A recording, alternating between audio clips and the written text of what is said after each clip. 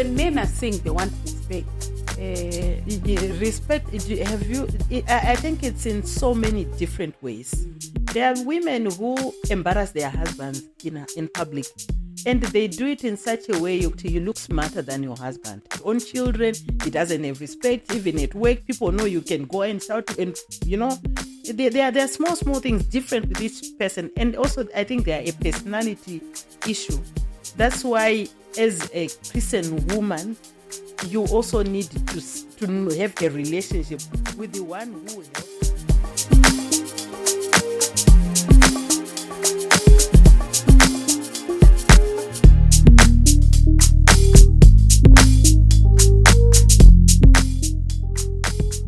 Hi everyone, welcome to another episode of Moments with Nyengeterai. I just want to say before we get into this episode, thank you for being a part of this community. And if you just happen to come across this video and you have not yet become a part of this community, please do go and subscribe and do share this video with someone who you believe will learn a lot from it and will also get some life lessons. So before we begin today's episode, I just want to say thank you. Thank you for the messages, for the inboxes. I took all the questions on this one topic that we are discussing today and decided to do a whole episode on it with a professional so that we do not create stories or I don't come up with answers that I can't give.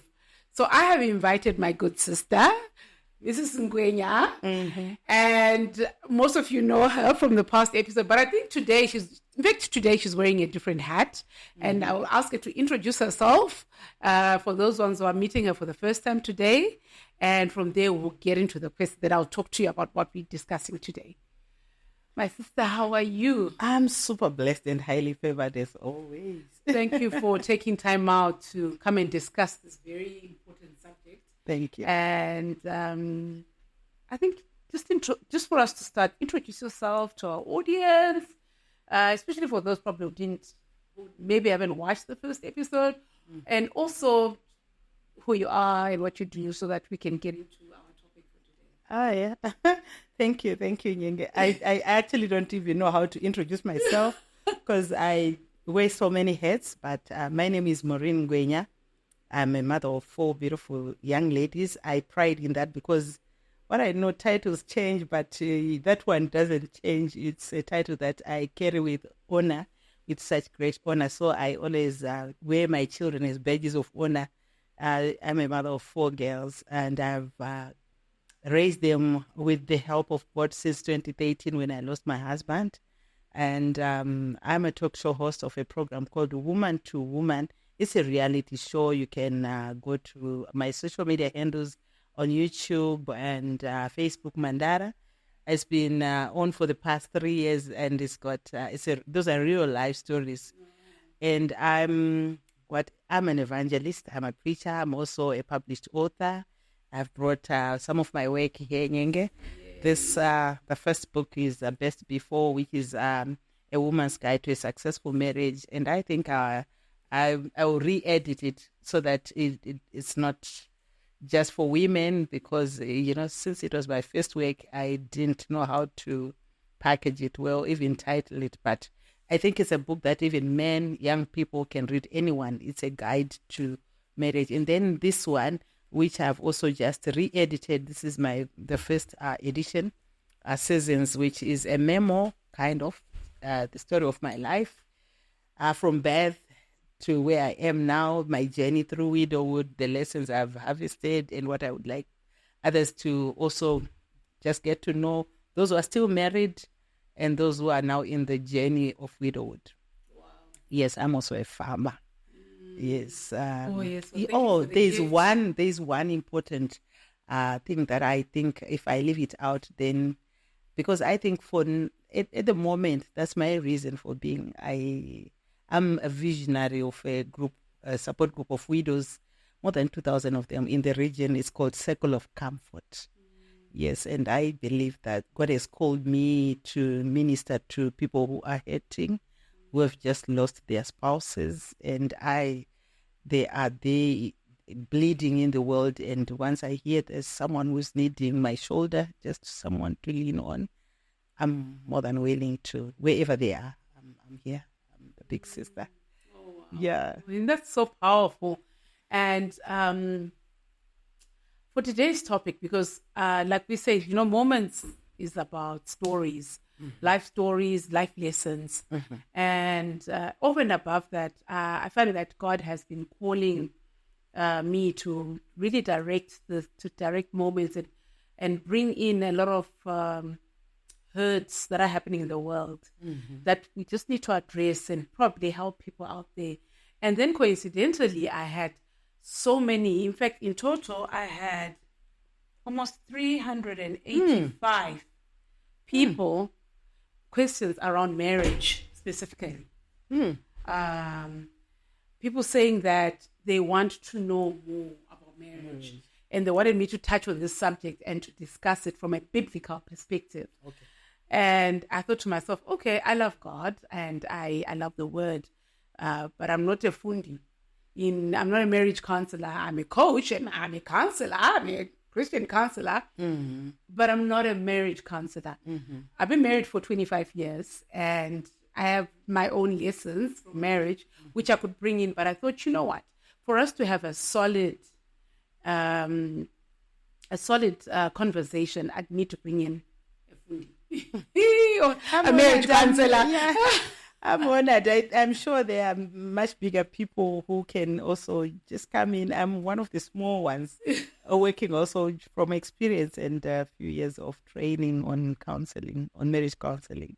No, I think that's enough. And I think for the conversation, the questions that we have, I think you bring in a lot of background, and I think also with your experience with other women and everything, I think you'll be able to give us like a very fulfilling. I think we will be able to have a fulfilling conversation. Yes. So the first question that I had was, when we say marriage is a covenant, what do we? Because these women were saying, I'm married, and I only recently discovered the word called covenant. Because marriage is a covenant. What do you mean when you're saying marriage is a covenant? Okay, I think what we need to define is the word covenant itself. A covenant is different from a promise. A promise is commitment to do something later, which you can actually say, I've failed. You can give excuses. But a covenant is a blood agreement. It brings God in. Whilst a promise is between the two of us, which I can break. But a covenant, because God is in it, actually marriage is God's big idea. Marriage predates humanity. It does not belong to people. So for it to be a covenant, God has to be part of it. It's his thing. He is the one who started. Actually, marriage, you only find it in the Bible. That's the place of first mention, the Bible. So a covenant is a blood agreement, something that we cannot break without breaking the law of God, kind of. It's a blood covenant. When you look at the covenants that God did, maybe if we go back to the book of Genesis, the covenant that Abraham had with God, there was animals that whose blood had to be part of the covenant. Blood would be shed. So a covenant is something that is deeper than just a promise where people promise each other at the altar, hey, I'll do this. It's deeper than that. God is part of it. And when you say, what you're saying is, if I don't keep my part, you have the right to kill me. Yes, you have the right to kill me, because it's not easily breakable, like what people are doing these days, getting married in the morning, evening, they've decided, no, we want to go apart. Marriage was never intended to be like that. It's a solemn event, and if you look in the Bible, there are 3 things that are holy, and marriage is one of them. And when anything is holy, it means God is part of it. He is holiness. Holiness is God's other name. So if God is part of it, which means we are both dependents. No one is a graduate. No one graduates in marriage. It's the only institution whereby you're given a certificate before you practice. You practice in marriage. you are in it. So a covenant is something that is much deeper than what people are doing these days. I don't know if I've really, but God says a man shall live and cleave. There is cleaving not just to the other person, but also to God's. Because you see, many people are marital illiterate. Yes, it's not a human thing, it's God's big idea. Therefore, it is God who keeps the union sealed together. Imperfect human beings come together in the covenant of marriage because they are saying we are dependents. Having stayed in marriage for 25 years doesn't mean you've been a very good student. You haven't graduated yet. You are still learning, but how do you learn? Because we are dependents on God's big idea. He is the one who leads us, who guides us to know what to do and how to survive in the institution of marriage. You know what? Like when you were saying that it's holy, I think that's where maybe a lot of people also miss that, because one of the questions that I got was, how come a lot of marriages now are not lasting that long? And why is it so easy? Why do you believe it's so easy for people to walk away from marriages now? Yeah. People, like I said earlier, people are marital illiterate. People don't get time to understand the mind of God concerning his institution. In as much as we have knowledge about a lot of things, many people don't take time to study marriage, what it entails before they get in. Because they actually say in counseling, you need to read 10 to 15 books before you get married, just to understand it. Imagine if you take time to study for a provisional license, for a degree, you take 4 years before you qualify to be anything. Why do we think marriage will just work because we're in love? Love takes you to the door of marriage. Beyond that, you need wisdom. If you read from the book of Proverbs, chapter 24, verses 3 to 7, it says, a house is built by wisdom. Through understanding, it is established. Wisdom is not, wisdom, let me come again to say, it is the other name of the Holy Spirit. So if a house is built by wisdom, why didn't the Bible say a house is built on love? Love does its part. Beyond that, you need wisdom. And many people do not seek that wisdom. If you read verse 7 of the same chapter, it says wisdom is too high for a fool. But if we seek wisdom, then we are equipping ourselves to stay in marriage. We know we are getting married to someone who's not perfect. So what happens, why marriages break easily is because people have a crisis of expectations. They get into this thing expecting an angel, expecting, this person who does not have flaws. But we are all work in progress. No one is a finished product.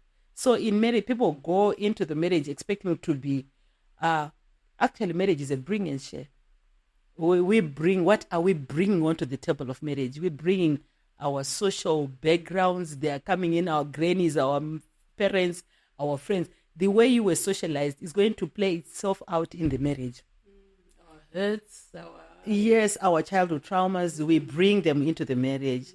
And, there are people who do not know, who have never been exposed to love, who do not know how to recognize it, how to receive it, or how to give it. You might have this, you are coming from this world where, love is easily shared in the family. And someone is coming from a family that they have never received a hug from their own.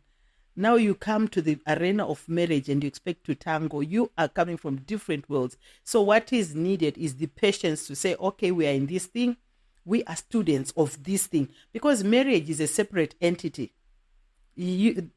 Marriage is a separate entity because God is represented there. But he's saying, no, don't worry. As long as God is part of that union, you can never fail. People fail because they then put God away and expect to succeed in something that he has already said. If you read the book of Ephesians, he's laid out his mind. The Apostle Paul actually says, husbands, love your wives. Simple. Wives, submit. So it's everyone sticks to their role. If the husband is loving, it's easy to submit to a loving husband. If the wife is submissive, it's easy to love a submissive wife. So people don't know that, and they're busy doing the opposite. Everyone is looking for selfish gain in a marriage. He's not loving me, she's not loving him.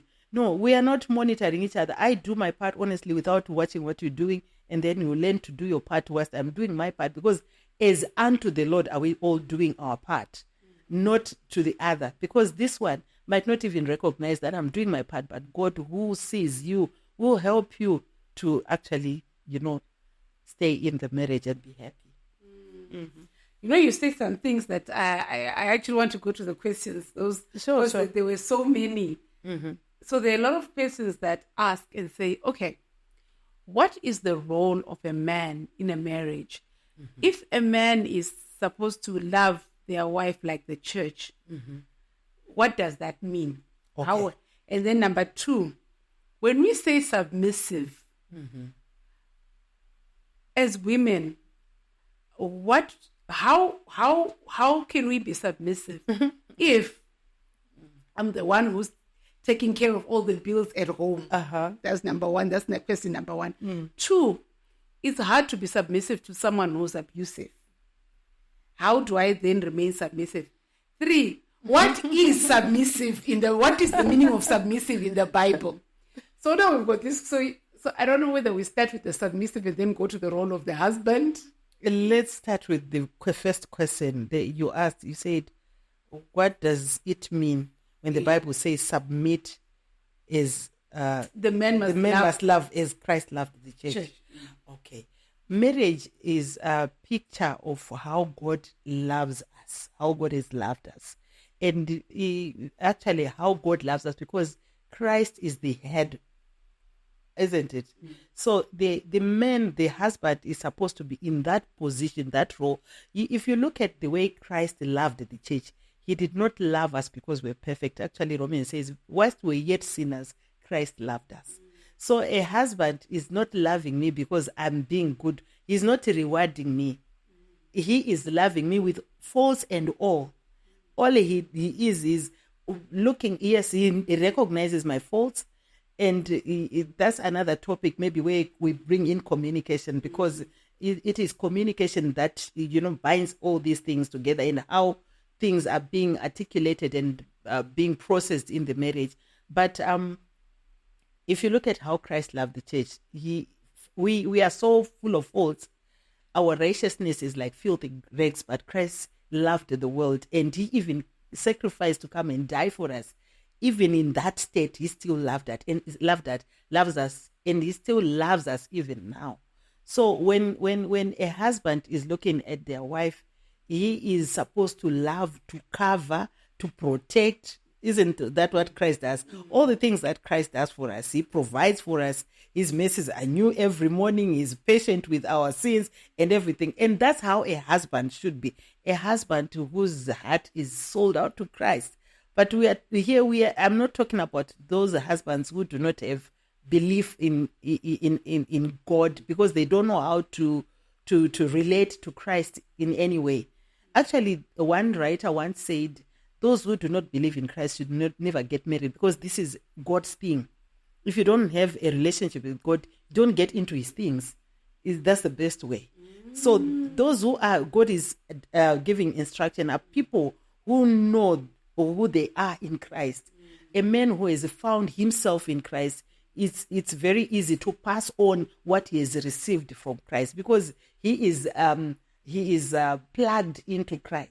So he is also receiving from Christ the wisdom and everything that he needs. If you look at the relationship that God had with Adam right from the beginning, it was God and Adam, just the two of them. You go to Ecclesiastes, chapter 2, verse 15, not Ecclesiastes, yes, it should be Ecclesiastes, which says, didn't he have residue of spirit when he created one?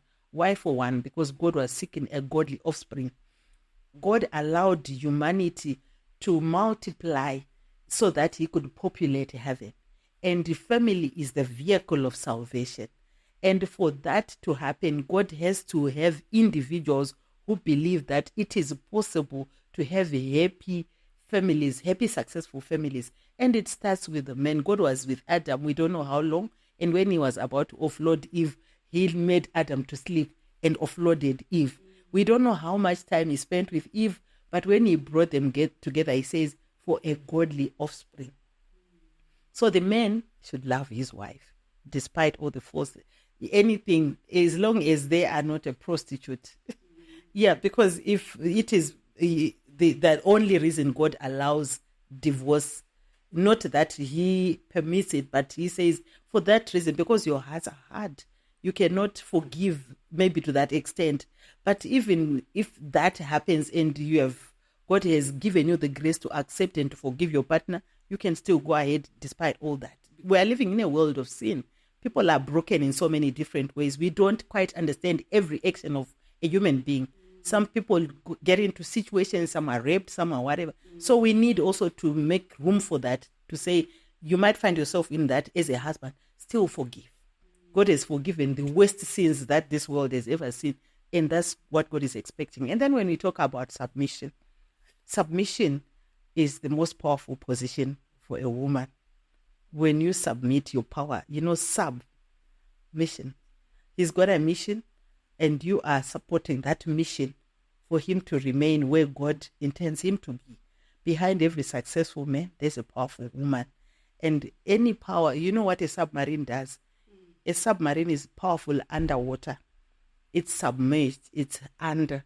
So our power is under. Even though you are providing and you have more money than your husband, submission has nothing to do. That's saying you are not having an economic relationship whereby you're just saying, I'm providing, I'm doing this. He's got an instruction.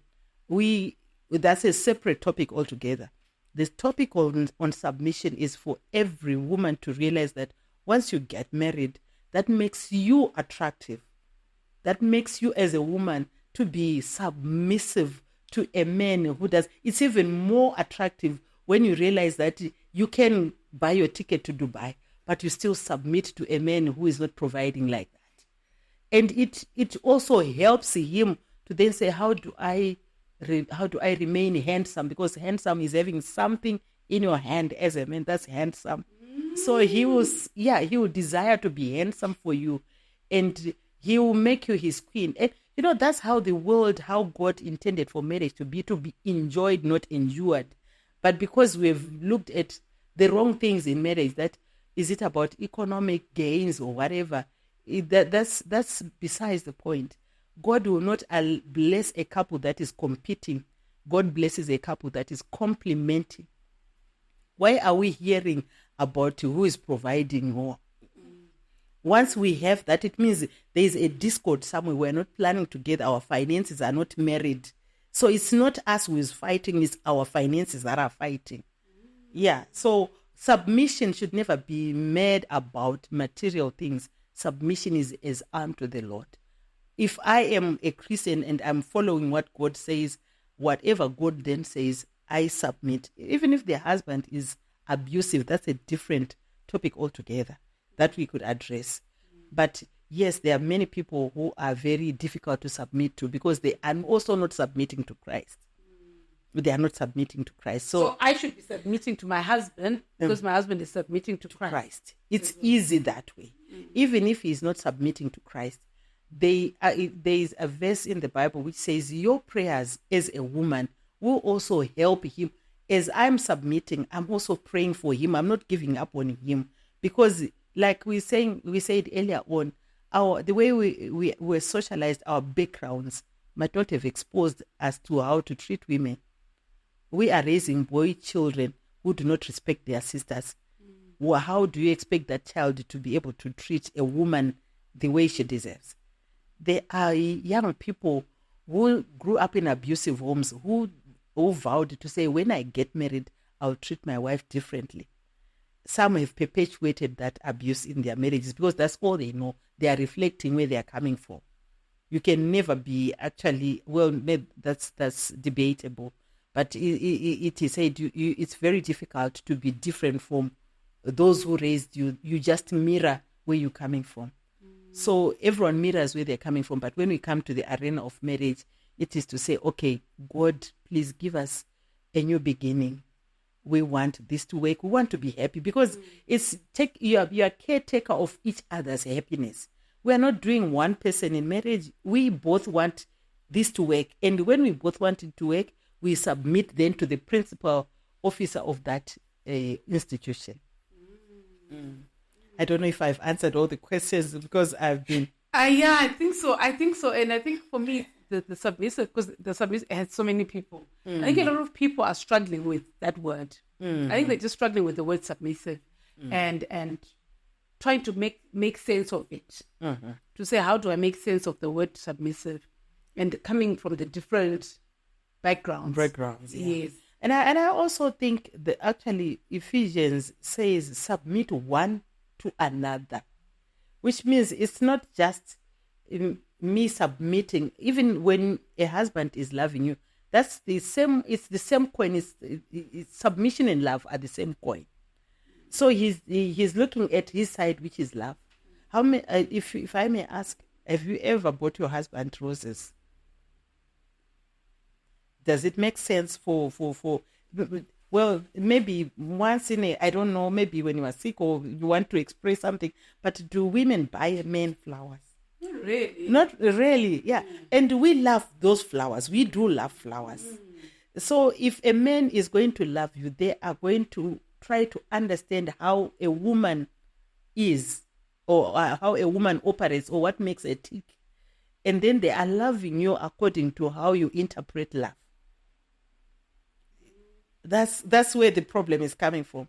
And then submission is unto the Lord. But I need to understand, that there are people who love their totems. Maita, ziwa, maita. And for it's those small things. And submission does not make me a doormat. I'm your partner. There is a respect. There's mutual respect. I'm doing it not to be your servant, but I'm doing it out of love. So the same way a husband expects respect is the same way a woman expects love. How do I want to be loved? What does it mean to me? Is it flowers? For some women who say, I don't want flowers. I want food. I want things. Do I eat flowers? But for some, say, if you give me flowers, you have expressed, you have just done it. If you spend time with me, so the love language then depends and differs from person to person. Same with the respect. There is the general respect, and we all know what respect is because we respect our bosses. Some people give their bosses more respect than their own husbands, and we see you doing it to your pastors, to people who are high in corporate. We all know what it is. And if your husband, many men suffer from lack of that, the way you think highly of another man is this. You're actually supposed to be thinking highly of your own husband, profiling him, speaking highly of him. But, we lack that wisdom and intelligence, because we have not realized that that's what makes a man tick. You know what? I'm so glad you've gotten there, because that's I was actually going to go there next, because love language, like people are asking that my love language is so different. My husband doesn't understand my love language. And I've got guys who actually say, I just want to be respected. That's all. I want us to unpack that, because a lot of men, why is the cry? I can't put the cry. Should I say cry? That's an inborn, it's inherent in their nature as men. It's not like he is looking for something that is different. That's the world of men. Men are different from women. What they want for them to just be, it's in their DNA. That's how God designed them. So break down respect. Let's break down respect. Okay, besides when men are saying they want respect, respect. Have you? I think it's in so many different ways. There are women who embarrass their husbands in public. And they do it in such a way you look smarter than your husband. Or maybe you are having a debate, whether it's a family, you want to show that you are more gifted or you are more intelligent, you are more, moneyed more than your husband, and you're making decisions openly, the way you speak to him before his own children. He doesn't have respect. Even at work, people know you can go and shout, and there are small things different with each person. And also, I think there are a personality issue. That's why, as a Christian woman, you also need to have a relationship with the one who helps and guides you. Many people do not realize they are being disrespectful when you say maybe your husband is given a wrong answer and you are the worst critic of that person. You publicly criticize your own husband. You call him a fool, and yet you go and sleep with that fool. So you are the worst fool. Honestly, I think many women are not, emotionally or maybe socially intelligent. They love their husbands. They are God-fearing women. But a holy woman should know her place. Your husband can say the worst, or maybe can be I don't know. Just get to know your person and know when to respond to him or to help each other behind closed doors. Honey, I thought that was not necessary. You came on too strongly. I felt, I didn't. Even if it's about you, you don't have to retaliate or respond in public. A woman knows her place. And knows a place that, yes, this is wrongly packaged, but this is not the place to address it. I'll find a good time and a good place. They actually say communication is where it begins. Communication. That's where everything is anchored on communication. So our communication styles have to be, we need education on that. We need education. How do we communicate as a couple? What are some of the basic things that we need? If there is a conflict, how do we manage it? And conflicts are part of marriage. Doesn't mean when we are having a bad moment in our marriage, it's not a bad day, nor a bad marriage. It's just a moment, and we need that social intelligence. Many people process emotionally, so it becomes about your ego. It's a clash of egos. So submission is putting the other person first and coming next. Okay, I'll have them have their way, but we cannot let it go because I am his helper. I'm a helpmate. So I'm going to help him, but maybe the timing is off, whereby I cannot help him right here, right now, because it will escalate and things will just go another way. So instead, I'll take time, I'll create time to say behind the scenes, honey, I think even if we have a disagreement, we'd rather have our fights, agree to disagree, but at least I'll put my point across. And if you want to agree with me, my sister, most men, when you put in a suggestion, they will seem like they have not heard or they want to, but later on you see them doing exactly that which you suggested. It could be even a business idea or anything. If you have a brilliant idea, a woman knows her place and where to say it and how to say it, how it's packaged. It all comes into play. It all comes into play. Even the most difficult man with a powerful woman who knows her power. Banana gachiti, imi wakamuita se hakuna chiripo, is knowing your place. Hapana chinozojikiswa. Yes, vanhu vari kuzviita vari kuzvitaura, and isusu from our Christian perspective, submission ndo mushonga chete. Submission yachona, he knows how he wants to be respected. So do you advise then that, we're talking to young people who are about to get married, maybe single, looking for partners who are about to go into a marriage, or people who are already married. Do you sit and say to your husband, should people be sitting and saying, what do you expect from me? Let's normalize. The husband saying, as my wife, what are you expecting from me as a role? Because I think a lot of people are not going for marriage counseling before they get married. Yeah. And these are some of the things we covered. I remember and went for marriage counseling before I got married. But is it important, or should I rephrase that? How can these people who have not, because when I look at some of these questions, it's things that can be covered during marriage counseling. Yeah. So we are now in this place, we've got this audience who are watching and are saying, so how do we get to talk about it. Yeah, or how do we get to that place of saying, yes, I now know my husband's love language. I now know this is how he wants to be. How do I get there? How do we I think let's normalize premarital counseling. It then helps us, go over all these issues because people don't know what is important in marriage. And communication is one of those principles that it should be your foundational stones to say, how are we going to communicate? And as boyfriend and girlfriend, if you are considering marriage, it's important to say, okay, who is going to help us? Because you don't know. And why most people are falling into the same pit is because we've not been taught how to communicate in marriage. Because that's a conversation, it on a different level.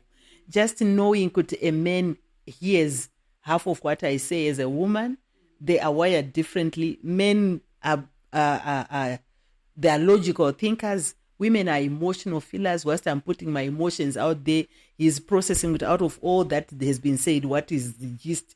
What's my take home? So we need that wisdom to say, okay, we need guidance. And that's why I'm saying people should normalize premarital. Even if they're already married, they can still go for a marriage enrichment counseling session so that they see. I've had so many people come to my counseling room and they are clueless as to how to tango in this arena of marriage. You see people struggling with things that are so simple. Okay, how much do you know your wife? How much do you know your husband? They don't even know what does she like. Simple things like that. Because you're scratching where it itches, and half the time people are scratching where it itches on them, not on the other person. Yeah, so people sit down. They should have a sit down during the course of their relationship to say, okay, what's your love language? What are your yes? Even those who haven't managed to do it before, they can still have that conversation. Because what is it that I should do? Actually, even if you don't ask that question exactly like that, there are things that you find you are always this. Okay, that's their love language. What irritates them is actually what they need. So if they are saying you are never home, you never sit with me, their love language is companionship. You don't have to be having a conversation. Many people saying, what do I talk? Communication is just a string of conversations attached together. You can develop a relationship. If we have been communicating often, we don't have to have a topic. That's the same. And many people shy away from, they are very uncomfortable with silence. Silence can be also a very good space for a husband and wife just to be in the same room. I know I'm not quite directly answering all those questions, but I'm also putting in some things here, some tips. When I was married, when my husband, I don't know whether I said with you the last time, the morning was mine. You need your me time. It helps you then to give to the other. So people who do not have their own time do not know how to then give to the other. So the morning was mine, the afternoon was for my kids, the evening was for my husband. So I would really be ready to be with my husband.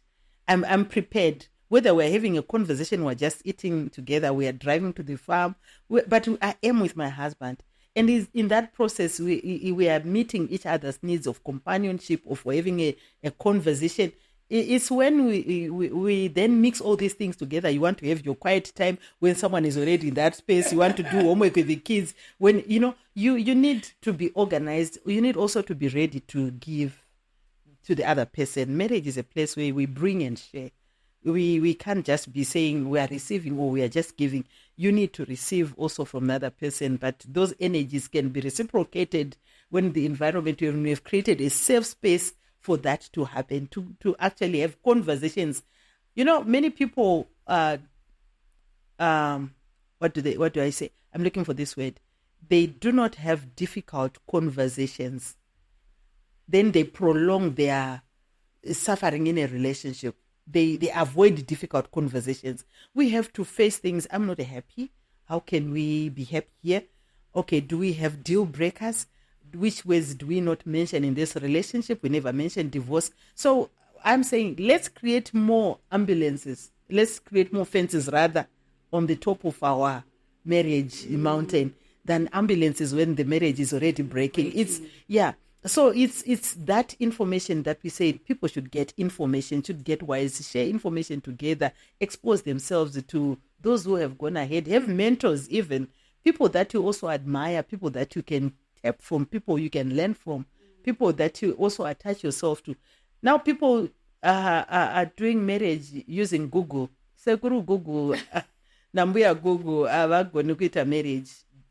Vanogona kukubatsira ine matips, but the practical lessons you need to be guided through. So even for those who are already married, they can the wine in that marriage, if it is ikanziyapera. That's why we're saying God will bring some new wine. Some new wine, and there are a lot of things.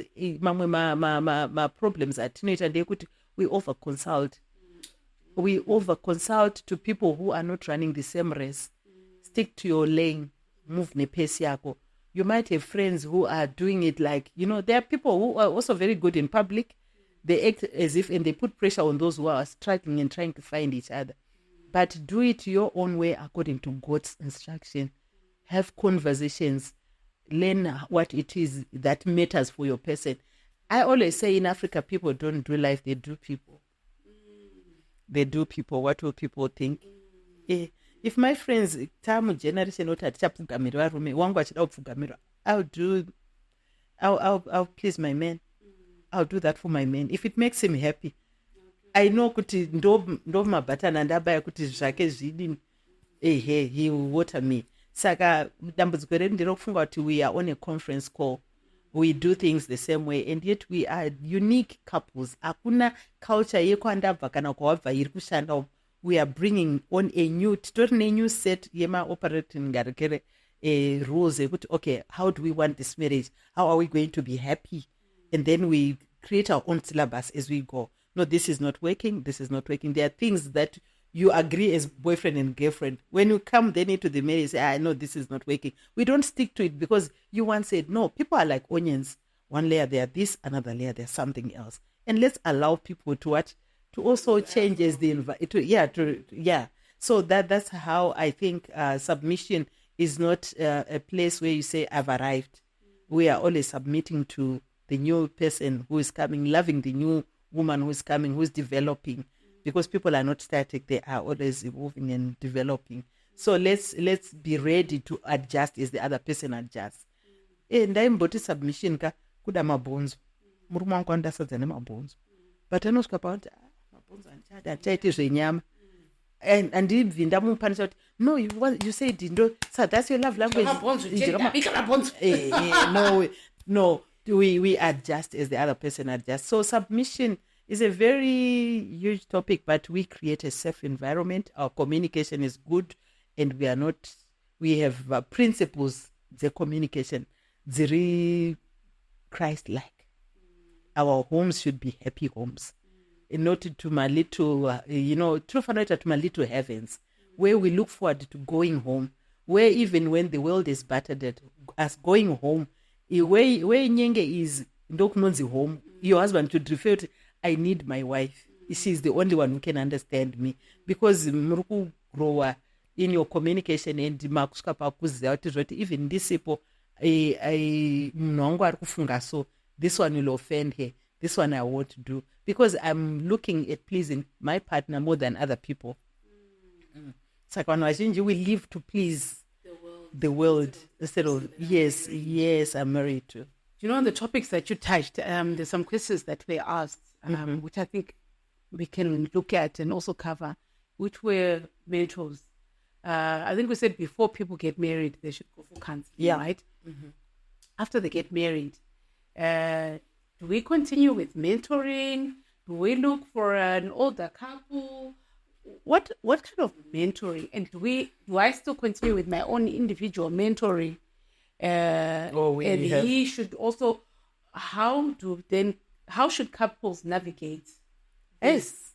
And what kind of mentor, especially because I know we have different mentors for financial, for whatever. If you're looking at your marriage, what kind of mentors are we looking at? Okay. There are no cookie cutters to these things, but I think I want to suggest that, there are always some couples seminars going on. that's an opportunity to renew your marriage, to keep it oiled. Because, it's not going to be in heaven every day. It's not going to be rosy every day. And I think if you find different mentors, they are different also.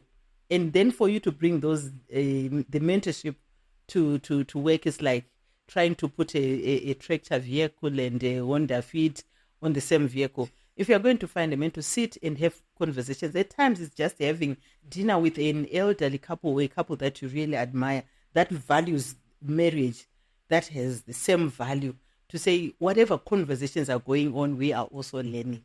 Some of the things you don't need, if you are being mentored, then it's not like a lecture. It's just by being in their environment.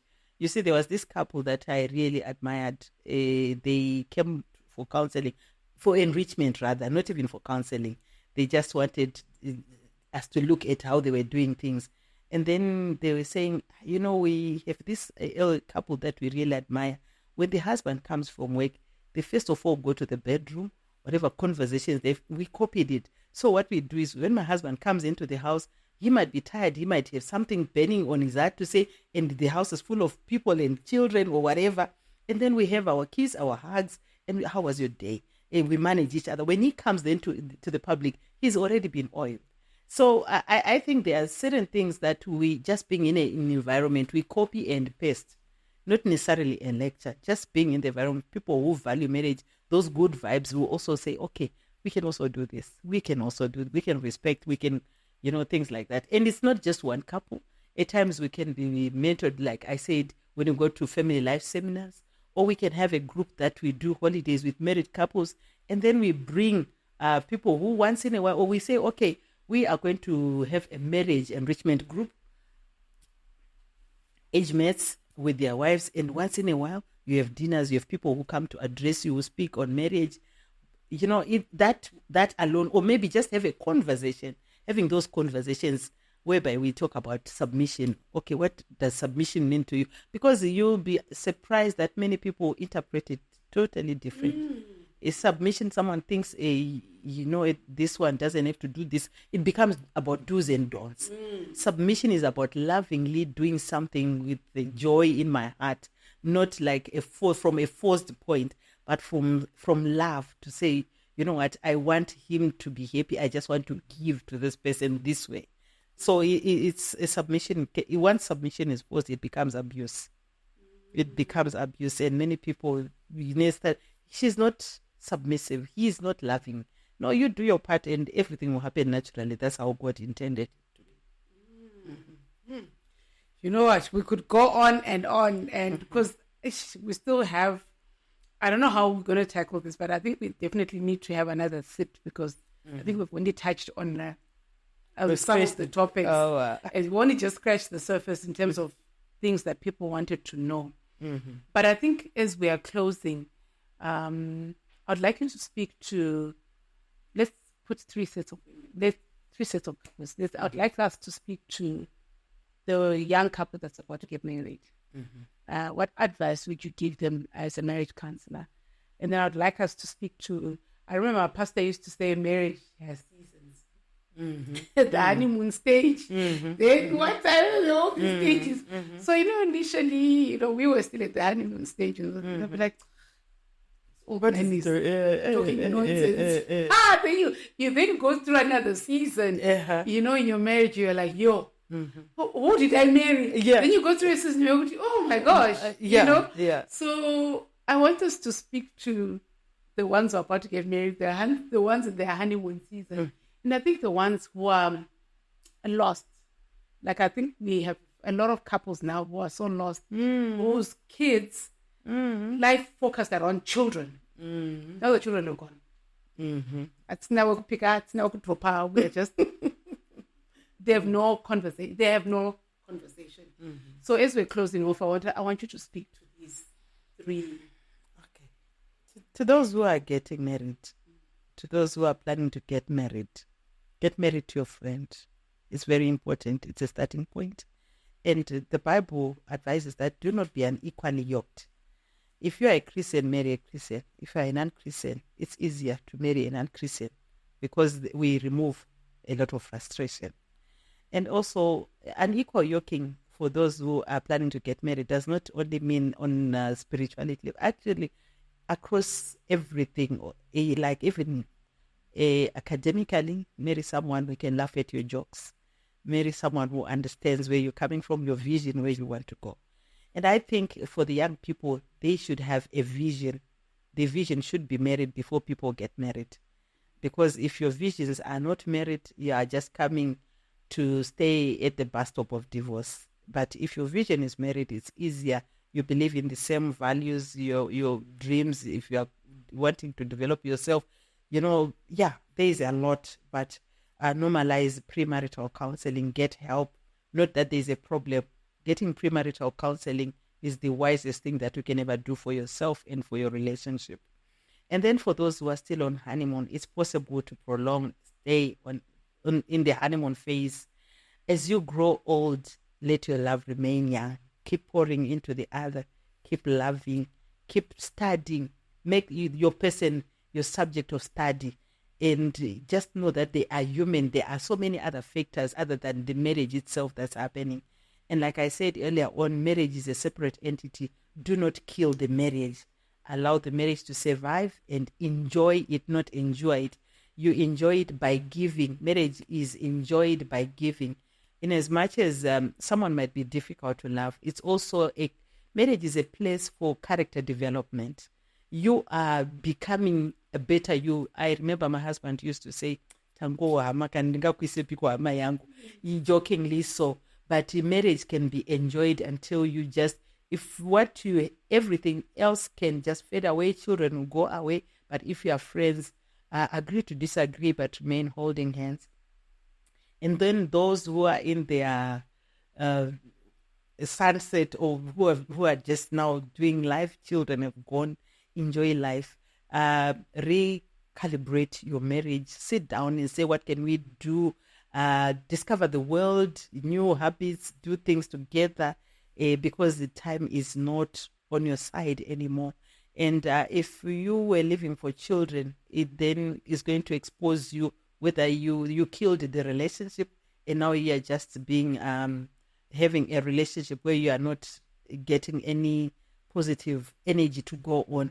But you can still find each other in that space where you no longer have school fees, no pressures, and whatever you have coming to you is something that you can invest in pleasing the other. So yeah, I think everyone at every stage can have a beautiful marriage. I believe so.